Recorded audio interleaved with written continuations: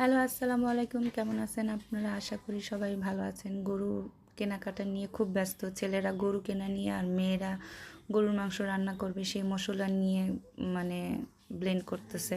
তো যাই হোক, আমিও সেরকমই। তো আমাদের গরু কিনা হয়ে গেছে। গতকালকে বিকালবেলা আমার শ্বশুর আব্বা গরু কিনে নিয়ে আসছে আমাদের। তো গরুটা ভালোই, দেখতে ভালোই লাগলো, ভদ্র, খুবই শান্তশিষ্ট। তো এই গরুটা দেখতে দেখতে আমার ছোটোবেলার একটা কথা মনে পড়ে গেছে, আজকে আপনাদের সাথে সেটা শেয়ার করব। তো একবার আমার আব্বা একটা ছাগল নিয়ে আসছিলো, মানে আমরা বেশিরভাগ ছাগলই কুরবানি দিতাম।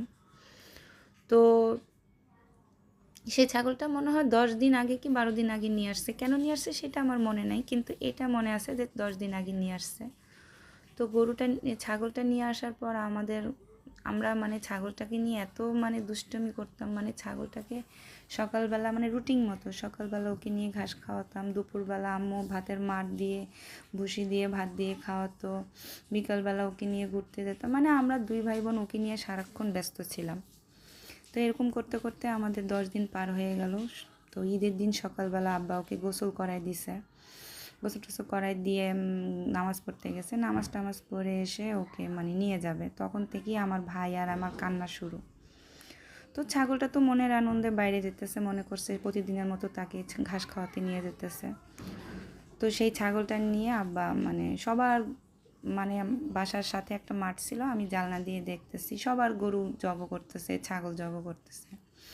একদম শেষে আমাদের ছাগলটা ধরছে।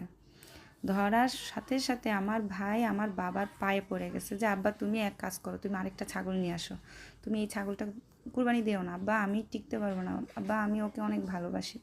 মানে আমার ভাইটা এমন কান্না করতেছে, আমিও দেখে কান্না করতেছি, আমার মাও মানে খুবই মানে কান্না কান্না অবস্থা। আব্বা তো মানে হাসে আর ওকে বুঝাইতেছে না এটাকে কুরবানি দিতে হবে, আল্লাহ নাহলে আল্লাহ বেজার হবে, আল্লাহ এটা কুরবানি নিয়ত করে আনছি। ও বলতেছে না আব্বা তুমি এই ছাগল দিও না আব্বা, আমি অনেক কষ্ট পাবো। তো ও কিছুতেই ধরে রাখতে পারে নাই। তো ছাগল কুরবানি দেওয়া হয়ে গেছে। তো ও তখন একটা দৌড় দিয়ে এসে বলতেছে মা আর কোনো দিনও ছাগল আগে আগে আনবা না, আমি অনেক কষ্ট পাইতেছি মা, আমি ওর জন্য অনেক কষ্ট পাইতেছি। তো সেই কথা আমার আজকে মনে পড়ে গেছে। আমিও আসলে আমিও এইসব দেখতে পাইনি। এরপর থেকে আমি কখনো গরু কুরবানি ছাগল কুরবানি দেখি না, মানে আমার খুব কষ্ট লাগে। যাই হোক, সেদিনের কথাগুলি মনে পড়ছে, আপনাদের সাথে শেয়ার করলাম।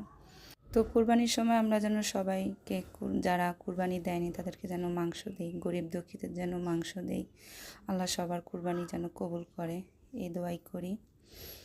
তো আজকে এই পর্যন্তই, সবাইকে আল্লাহ হাফেজ।